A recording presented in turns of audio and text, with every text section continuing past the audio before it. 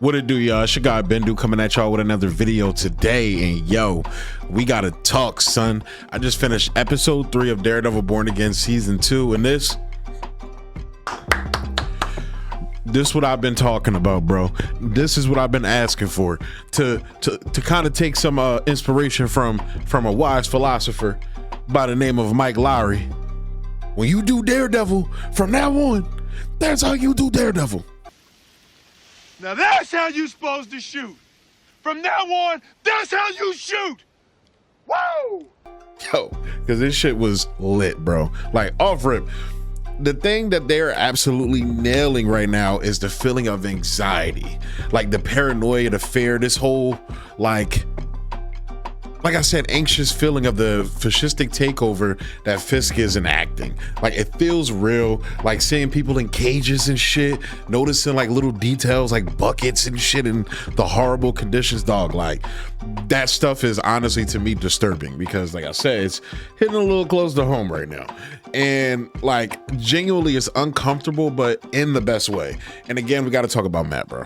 Because Matt is getting on my nerves. I never thought I would say this, but Karen has become so much more likable. Like, from her first appearance all the way till now, like from the Netflix era till now, like, I've grown to really love and appreciate Karen and her insight as a character, because like, I feel like in a way she kind of drags Matt to reality. Like, even though she is kind of like, so she's supposed to have a position that's juxtaposed to, you know, Matt's thou shalt not kill rule due to his religion, which, you know, people try to respect, but in the situation they're in, they're like, dude, we've tried your way like how many fucking times? Like, bro, like, like I said, I understand your belief system, you know, your faith in the law and your faith in God and doing things the right way, but at some point it's like, yo, we've tried this way multiple times and we've ran into a brick wall over and over again, and every single time this motherfucker Fisk comes back like a cockroach. Like, Karen is basically saying Punisher is right. I'm not saying Punisher is right, but I'm also saying, I'm not saying that Matt is right either. And that's what makes this like season and this specific episode so good. It's that tension. And the pacing here was a little bit better. I could have used a little bit more with the side characters, but they gave us so much, man, in that regard. And like, this episode, like I said, with the heavy political intrigue, like it felt like watching like a House of Cards, you know, old House of Cards on Netflix with thou who shall not be named. But the conversations, the maneuvering, the alliances, like seeing Buck break down like the whole structure and understanding his role within that, and kind of having what's her face, Matt's ex, poke a hole in that and kind of be like, you really think this is gonna go how you think it is gonna go, bruh? So I don't know, yo. Like, I'm locked in with that shit. I don't know where Buck's story is going, or homegirls, Matt's ex. I can't believe I'm forgetting her name right now. Heather Glenn. I don't know why I keep forgetting Heather's name, but like, having Heather break that down to him like that, it's kind of like, you know, this is a steaming load of foreshadowing. But yeah, but like I said, the political intrigue, all that I'm interested in, and I'm like super locked in on it now. And it's like they're really honing it. Like they've been like, you know, sharpening it like a knife for this long time, and it's like, all right, it's still kind of dope. Now that shit's starting to get sharp. Now that shit's starting to get poignant. And like I said, yo, I'm really loving it. Also, I'm going to be real. I don't think BB Urick is making it out of this season. I'm going to be real with you. Like, the way they're setting her up is kind of like, are you going to end up like your uncle, or are you going to, you know, be the one to expose Fisk? I'm saying it's going to be just like her uncle, where she's going to end up like, you know, she's going to end up like her uncle, but she's also going to expose Fisk at the same time. Or maybe Michael Gandolfini, that'll be his character's arc, where he kind of takes, you know, he bites the bullet for her, you know, in a literal sense, or like, you know, he takes the head squishing from Fisk. But yeah, like, dude, I like, she's not making it out of this season. And I know I'm just like bouncing around right now, but this episode was really amazing. And yo, the trial of the swordsman. Like, I like the Hector Ayala stuff last season. This shit was like, really good. I wish, you know, they would have spent more time on it, you know, with the lawyering stuff. That's like a lot of the stuff that, you know, people like me complain about. I think that's why I like Matt's cameo appearance in She-Hulk so much, because they actually did lawyer shit and it was kind of cool to see, you know. And also like Matt hooking up with She-Hulk, like, come on. I'm one of those rare people that like, I recognize the flaws of She-Hulk, but I don't know. I like that show still. I feel like give it a season 2 with some better writers, it could really be something special, because the character of She-Hulk is special. But regardless, and yeah, like seeing like that trial go through, like the moment like that first judge for the trial walked in, I already knew something was off. I'm like, yeah, this bitch coming in on some like, yeah, I'm about to break the law shit. I'm not actually upholding the law. I'm upholding the law of the Kingpin. And shout out to the designer too, because the way they like did the sound mixing on that scene and all that, it added to that uneasy feeling, and it was kind of heavy handed with like the swordsman character like monologuing and things like that. But dude, it just worked, and it's like it left you feeling like, yeah, this is not going to end well for the swordsman, like not at all. But bro, this episode really shines in the character dynamics, like I said earlier, putting people together like Buck and Heather Glenn. Like, you know, like I said, the political intrigue was dope, but 2 characters that I previously wasn't invested in that I became heavily invested in, like seeing the pairing between Michael Gandolfini's character and Buck Cashman as well, and seeing their dynamic play out as well. This is what I'm saying, though. Moments like this is what really like ingratiated you in the world of Daredevil with the Netflix run. And I like the way that they're kind of, you know, they're hearkening back to that and getting back to it, like I've been saying constantly. And it feels good to have the show say, all right, we hear you, boom, here you go. You know, I recognize I'm not one of those fans that's like, oh, if it's not exactly the way I want it to be and do it the way I say, I'm gonna be mad and give it a bad grade. Like, I'm just saying, like, the pacing is, you know, it feels off sometimes. And I feel like this episode they nailed and, you know, they nailed it and fixed that in the best ways possible. And with these different character pairings, you kind of see like the unhingedness of each character, like the delusion that somehow, like, yo, we know that Fisk is a snake, but I'm not gonna get bit by the snake. I think Heather's the only one who kind of knows she's going to get bit by the snake, but it's her fear and paranoia that's driving her to do what she's doing. Because the way they're setting her character up, I really don't dig how she's supposed to be like the vigilante expert, but no, this bitch still hasn't figured out that her boyfriend was Daredevil. So like, expert, that's why I feel like that's why Fisk is using her, because he like, yo, this dumbass bitch didn't figure out her boyfriend. All right, bet she a lick. She a walking lick, bro. Yeah, get her. We gonna use this bitch. I feel like that's how Fisk is looking at her, because yo, how are you the vigilante expert and you haven't diagnosed that your boyfriend is fucking Daredevil? Like, that's insane. Like, she found out at the last minute that her patient was a fucking muse. So it's like, oh, you know, she's not that bright, but she's bright enough to realize like, this is not going to end well for me.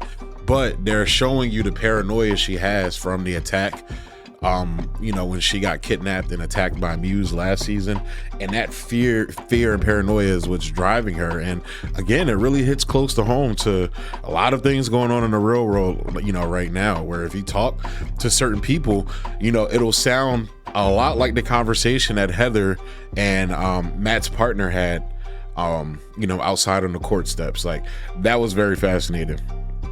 And, you know, seeing how that game is being played and watching it at the same time, it's very interesting. And going back to Buck Cashman, like, I'm wondering, like, how did Fisk even find this guy? Because like, who put him in this position with Fisk? Like, was he a British agent? Like, kind of like how Michael Gandolfini's character was kind of like, you know, painting him out to be like a James Bond type character, because I feel like there's something deeper here. And I hope there's a Madripoor connection here vis-a-vis Sharon Carter, the power broker. I keep telling y'all, though, I think Sharon Carter is going to play into this somehow. I was right about Val and, you know, her connections to Fisk, like off of last season. So I definitely think, I think Sharon Carter and the power broker is going to come into play here. But yo, dog, it's the fucking dock scene, bro. Like the fucking dock scene. Like when the workers are trying to leave, and they was like, nah, you gotta go back on the boat. I was like, yeah, them niggas not making it out. Like, and then the guards pulling up with the guns to walk them back onto the boat. I'm like, yeah, they not making it out. But even though you know what's about to happen, it makes it so nasty and gritty because you're like, this nigga Fisk is evil, bro. He's like one of them evil fuckers. Like, I'm going to step on you. I'm going to let you know that I'm stepping on you, and like, I'm going to do it in the cruelest fucking way possible, knowing that, you know, you're preying on the weak and the desperate and people that are just trying to get a leg up. Normal people that are just trying to get a leg up, you know, and take care of their families and shit like that. That's the truly sickening thing. And there's a political nature there as well too, but I will leave that be. You know, it's very interesting. And then that's, you know, it makes it hit harder when, you know, they throw in lines of dialogue like, we've been on this dock for so long, we need to see our families and blah blah blah. It's like, oh shit, this. Then you look at Fisk, you're like, this fucker, bro, this motherfucker. So yeah, but and then the ending, like I said, you just find out Fisk is pure evil, wiping out all those people on the boat. No hezzy, bro. He said no hezzy, do it, Buck, or whatever the anti-vigilante has, that dirty cop motherfucker. Yo, from season 1, I was like, yo, that motherfucker looks like he turns his body camera when I was right about him. Because like they tried to make him more complicated and dynamic when he's like, oh, my daddy and my daddy's daddy wore this cop badge. I'm like, yeah, and your dad probably turned his body camera off too. I know you type of motherfuckers when I see you, bro. But no hezzy when he called him and was like, do it. And like just no remorse. And I'm sitting there thinking, yo, somebody's about to pull up, because the whole time when Matt's breaking the people out and the swordsman is fighting, the whole time I'm like, yo, I hope the swordsman don't die, because I want to see more of him later on, possibly get partnered up with his former stepdaughter. That would have been dope. Or I don't know if him and Kate's mom was married, but you know what I mean. Like, see them partner up and shit like that. But the whole time I'm thinking he was about to die, but they wound up making it out. But this is the scene where I thought Jessica Jones was going to show up, and having that like pin drop where the ship explodes and all the people die is kind of like, oh man. And like I said, it really like is setting up the stakes for what's going on. And you know what? I'm glad that that didn't happen. You know, we got the fight scene with Matt and the swordsman, and that was enough, bro. That was the fight, the type of camera work I've been wanting to see, which has been there in little spurts, but not as much. But they was like, you know what? Here's the sauce you've been asking for, my nigga. And they gave it to me, bro. And you know, by the time the credits hit, I'm just sitting there like, yeah, this is it. This is the show I've been waiting for. So yeah, bro, I don't know what else to say. I'm just speaking haphazardly right now. This episode was incredible. Like, not even good. This shit was great, bro. Like I said, the pacing was better, the tension was there, the storytelling like way more sharper and poignant. The character dynamics were hitting, putting these oddballs together and shit like that. And this is what the show should have been feeling like from episode 1. Like I said, I liked episode 1. I thought episode 2 was okay. This is what the show, if it's going to keep building up like this, yes, you know, if this is going to be the energy for the rest of the season, I am all the way the fuck in. But the question is y'all in, bro? Hop in the comment section down below. Let me know, you know, if y'all agree with me on my thoughts. Let me know if y'all think I'm tripping. Yo, this shit whack, blah, blah, blah. I don't know how you gonna say that, bro. Dog, we is really eating right now, dog. See, I'm waiting for Invincible to finish, because I'm just gonna do like a whole season wrap up. But I'm tempted to just jump on the wagon, you know, for these last couple episodes, because we are really eating right now, bro. We getting Daredevil, Invincible. What else? The Boys is coming out. It's something else I'm missing, because we're getting so much, bro. I'm just hyped right now, bro. I like, we are really eating right now, cuz. And then movie wise, The Odyssey, Spider-Man, like Dune Part 3, all these fucking fantastic movies are coming out, bro, and TV shows. Like, we're getting a lot of good shit right now, bro. So we definitely gonna be locked in here with y'all.